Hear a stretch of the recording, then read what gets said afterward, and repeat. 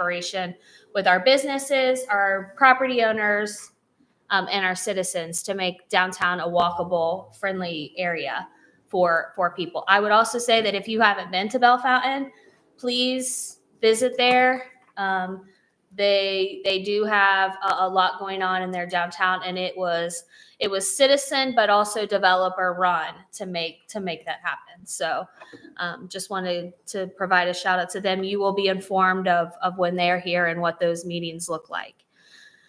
From the last council meeting, there was a recommendation, I believe, for the movie house. We did have, or the Cliftona Theater, if you will. We did meet with that property owner. They are working on a specific project and some plans. And we met at P3, and we're working on providing some information for some possible grant funding that they can resource for that project. Other than that, I don't have anything to report at this time. Thank you very much, Michelle. Melissa, could you reference the Finance Committee next week? Did Katie announce the time? 6 p.m. So there will be a Finance Committee meeting next Tuesday here in Council Chambers at 6 o'clock. And I do know she has several items on the agenda. You will also see the first recommendations of cuts from the administration during that meeting. Okay, very good. Any questions to the elected officials here tonight, Council? No? All right. Thank you, Law Director, for your efforts this last week. You're welcome. This is the portion of the meeting where the public can address City Council. Anyone can come to the podium and have 5 minutes to speak to City Council. Does anyone like to address City Council this evening? Sir, come right on up. As you come to the podium, sir, if you'd give us your name and your address. My name's Timothy Daniel. My address is 20779 Justice Road in Williamsport. Right. 43164. Thank you, sir. You'll have 5 minutes, and the clerk will keep track of your time, and she'll give you a 30-second warning. Thank you. Go right ahead. I have a rather simple question for the council, but I'll first give some background. So from all the information that I have found, that the city law director is elected by city voters, and you have to live in the city, and is thus employed by the city council. However, the law director also prosecutes all the misdemeanor crimes across the county. So now my question is twofold. First off, that in 2025, that's just not acceptable anymore. So if it's going to be jurisdiction across the whole county, then all the county voters should be able to vote for that position, as well as any qualified candidate that would be interested in running for that position across the county should be afforded that opportunity as well. So, and my second question, nobody has ever been able to give me a definitive answer on where the authority for the city law director comes from to prosecute those crimes across the county. I have been asked different judges in both the municipal court and common pleas court, the clerk of courts from both. I've inquired from on the running from the Board of Elections, and they verify that you have to live in the city to run for the position, and that's just city voters. I have talked to numerous resources, including Miss Kenny's own office, and I was promised I'd get an answer back, which has been months ago and never materialized. So my question is, where does the authority for the city law director come from to prosecute misdemeanor crimes across the county? Okay, thank you for your time and your coming to the podium. So you're addressing City Council, and that's not a council answer that I would know off the top of my head. I would have to refer to the law director for an answer. And President Keller, I can speak to that. So pursuant to Ohio Revised Code, Section 1901.34, the city law director, or if villages or cities have solicitors, is charged with prosecuting the municipal corporation. It's pursuant to Ohio Revised Code. That has also been presented to the county commissioners. They have record of that as well. So just look up that Ohio Revised Code. I think we'll get your answer. Again, as the law director or the mayor or the auditor or council, we're all elected officials. Tonight, you're here to address council. She's give you a verbal response. You can look that up. If you have any other questions, I recommend you set up an appointment directly with the law director's office. Mhm. Okay, thank you. Yep, you're welcome. Anyone else? Okay. That brings us to communications. Melissa, do we have any communications? No. No communications. So that brings us to the business portion of tonight's meeting. With 3 absences, we cannot suspend the rules. So all these ordinances will be held for their first reading, and we probably should just make a motion holding the second reading, which would be on April the 1st. So Melissa, go right ahead. Resolution authorizing the Circleville Pumpkin Show, Inc. to use the city administration parking lot located at 120 East Franklin Street during the Circleville Pumpkin Show for the calendar years of 2025 through 2029 to be used as space for arts and craft vendors. Council, you've heard the first reading of this resolution from the Strategic Planning Committee. Share. Thank you, President Keller. Yes, this is just a housekeeping thing that we have done in the past and extends the permission for Pumpkin Show to use the parking lot another 5 years. Great. Thank you very much. Any other questions or comments? Is there a motion? I will make a motion to hold it for a second reading. Motion to hold the resolution for a second reading, seconded by Audrey Lukasak. Roll call, please, on the motion to hold this resolution for a second reading. Tice, Yes. Klitschko, Yes. Lukasak, Yes. Duval. Yes. It will be held for its second reading on April the 1st. An ordinance authorizing the Director of Public Service to execute and file an application with the Ohio Department of Natural Resources for possible financial assistance through the Nature Works Grant Program and declaring an emergency. Council, this is the first reading of this ordinance from the Strategic Planning Committee. Sherry? Thank you. Yes, this grant that we would like to apply for is for the pickleball court. The Pickleball Association would like to build a third court out at Barthelmess Park. And the maximum amount allocated to Pickaway County this year is $23,072. So it's not a huge grant, but they would much appreciate it. I'm sure they would. Questions or comments, council? Is there a motion? I'll make a motion, please. To hold this for a second reading. Motion please. to hold this for a second read by Tom Klitschko, seconded by Tom Duval. Roll call, please, on the motion to hold for a second reading. Tice, Yes. Klitschko, Yes. Lukasak, Yes. Duval. Yes. An ordinance authorizing the Director of Public Service to enter into a Clean Ohio Green Space Conservation Program grant agreement with the Ohio Public Works Commission to provide grant funds to improve local environment for the city of Circleville and declaring an emergency. Council, you've heard the first reading of this ordinance, again from the Strategic Planning Committee. Sherry? Thank you. Yes, this is just a companion ordinance that allows the service director to accept the grant money in the amount of $994,156 to apply towards and cover most of the purchase price of the new parkland, both on North Pickaway Street, along the creek, and up on North Court Street, along with the new development. Very good. Council, questions or comments? Is there a motion? Motion to hold for a second reading? Motion to hold this ordinance for a second reading, seconded by Tom Klitschko. Roll call, please. Tice, Yes. Klitschko, Yes. Lukasak, Yes. Duval. Yes. Okay, thank you very much, Melissa. Council, we have a guest here tonight under new business, a gentleman from Rumpke. If you'd like to come to the podium, Mr. Ryan King from Rumpke. Welcome to City Council. Thank you. Appreciate you having us here, or having myself here today to represent Rumpke Recycling in Columbus. If you don't mind, I'd like to provide just a short update where we are currently on the curbside recycling program Please that do. we're looking to bring to the city. As of 9 a.m. this morning, we are at currently 366 residents that have signed up for the program. The goal is to reach a number of 450 residents for the curbside recycling program to become effective.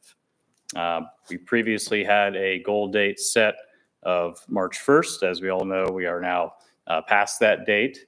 And as of last week on Wednesday, there's a number of us that were out here knocking doors, talking to residents, trying to find out sort of what the feel is, maybe what the delay might be to reach that number. I personally feel boots on the ground, knocking on doors, talking to people face to face is the number one way to answer questions, explain, and share the opportunity that we have here to provide recycling to the residents of Circleville. From that response, we did have a number of individuals sign up. I also learned something new that I was not aware of. You can leave a voicemail on a Ring doorbell camera, apparently. So we were able to contact some folks that way. The good thing is there's a lot of folks that seem to be out and working. So we did miss a number of those individuals that aren't during that time frame. One of the efforts that we'll be doing coming up here for the remainder of this month and then into the early portion of April, even if we do exceed that 450 number mark, is to be out again in the community. One of the things that I received back from the sales team that I partner with and work with is that they were actually, once people heard we were out there knocking doors, talking to people, they were excited about that. They want to come out and join. I welcome anyone, members of council or the community in general, to feel free to come out and join with us. Spread the word as far as recycling here at Circleville. As we all know, there's a number of drop boxes that we have within town. Those drop boxes have been relatively full lately.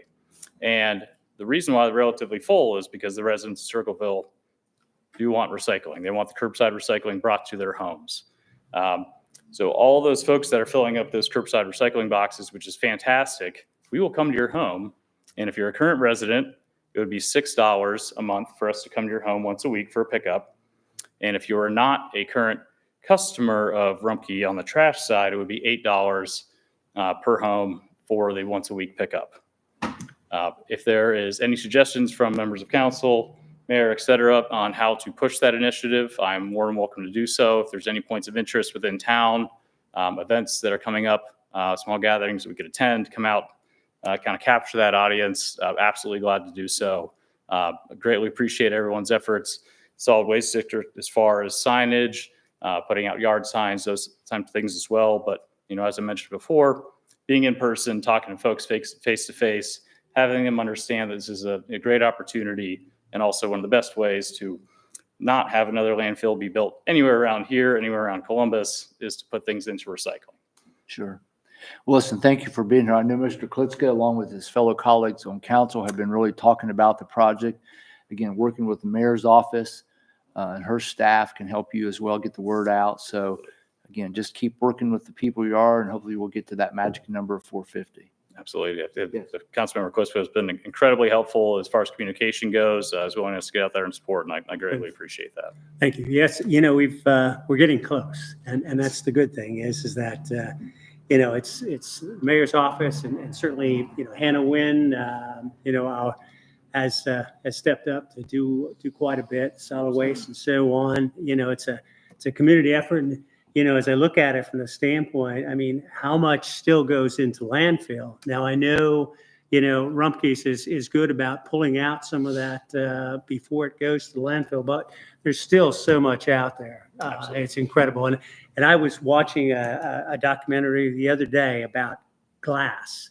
These folks started with one you know, machine crushing glass and then moving it through the system to recycle. Now they have something similar to what you have up there in Columbus. It's amazing.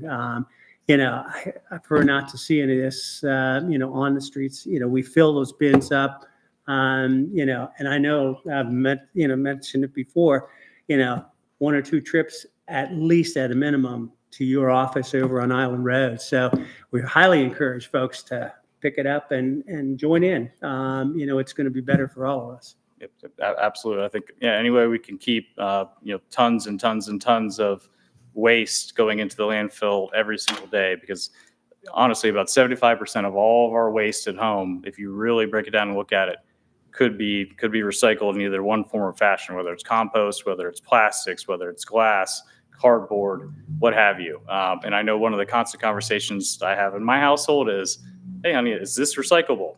Is this item, you know, what are the rules today? And that's one thing that we really, really are trying to push and work with communities is sharing. Here's what the rules are. We're trying to make it as simple as possible with pictures, with shapes, et cetera. But if anybody ever has any questions at all, reaching out to our office, we have our communications director, Jeff Meyer, who'd be glad to answer any questions. We have a phenomenal website where you can type in, on a search bar and find out what might be recyclable. But the best way, in my opinion, to answer those questions is to go out and meet with the residents of Circleville at their home, at their homes, at the place of business, on the streets, and find out what those questions are, those concerns are, and make sure we get those taken care of. Go ahead.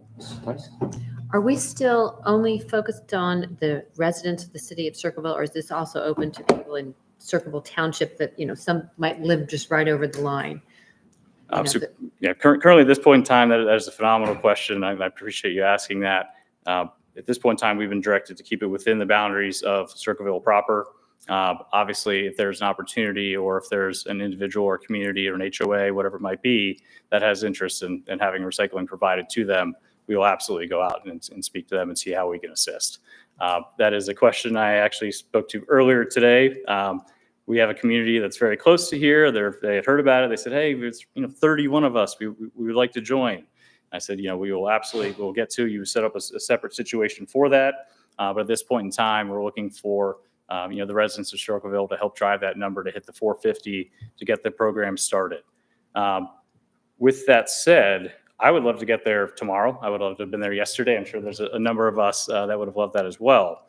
And to have the program start earlier, we need to reach the number of the 450 sooner than later. I would love to have it, be started, here shortly. So any help and any efforts anyone can be, buddy system, find a friend, talk to your neighbors, have those conversations, and any questions you all might have as far as specifics, feel free to reach out to myself or, as I mentioned, our communications director, Jeff Myers. Anyone else? So are you still looking at May 1st with the anticipation of July 7th? That is the current schedule. If you get that number, right? Well, if we get that number, I would love to have it be June personally. Okay. That is something, if we are able to do so, we'd like to bring it, as soon as possible, because every day that goes by is more waste that could end up in the landfill. So when I've taken my stuff out to Rhode Island, I met a family. They talked about recycling. They had just started recycling, family of 4, and they were amazed at what they, could recycle in 1 week. So I think it is about getting the word out. If there's any way of getting into the schools to talk about it, because again, what gets lost, in the why are we recycling? I think just again for, kids can be great tools, Absolutely. To do that. The other is, I know the mayor is going to the different coffee shops and having things. If there is a way of getting some of the brochures along with the applications, Yes. if those can be placed in, I don't know how many coffee shops there are right now in Circleville, but in all of those places, because today when I went to one of the coffee shops, and I only do specialty coffee, but 1 cup of specialty coffee is only $6. And that's equivalent to, people are talking about it's an extra cost. But again, I think, to put it into a manageable term, and again, for those who are not recycling yet, they will be amazed. I get, as a single person, more recycling than I do in terms of garbage. So somehow getting it to the coffee shops and make it simple, Yes. because a number of people have said, oh, I keep forgetting. But maybe having those placed in the coffee shops would be great. I think that Thank is you. absolutely phenomenal idea, and that is something that was on my list to do. I wanted to find out where are the people congregating, how can we reach them directly. I would love to go to every single coffee shop that is in here. I will go to tea shops, I will go to soda shops, any shop that we have. But as far as the coffee shops go, absolutely, because the 2 items that are sitting there right in front of you, They're recyclable. they could be Yeah. recyclable. And as you mentioned with the schools, I'm a perfect example of that. My mother was a city council member in the town I grew up in, and she started recycling in the town that I grew up in. Inside of our home, we had separate bins sorting material. And I've lived it my entire life, and I'm now working in the industry here today. So I absolutely agree with reaching children early. The message drives home. It's something that's important. It is generational. We all must, take care of each other and the planet, of course. So getting out there to schools, we have a fantastic communications team.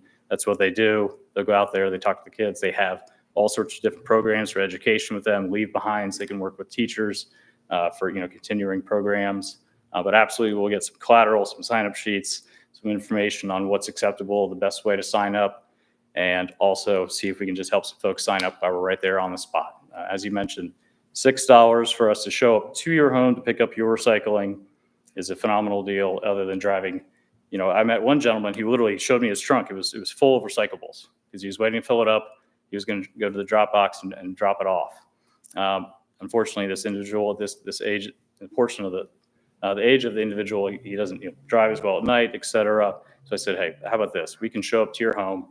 You're a current customer of ours. It'd be $6 a month. We'd be glad to get you taken care of. So that's just another good example out there. But absolutely, I think those are phenomenal ideas, and I'd be glad to push those initiatives for you.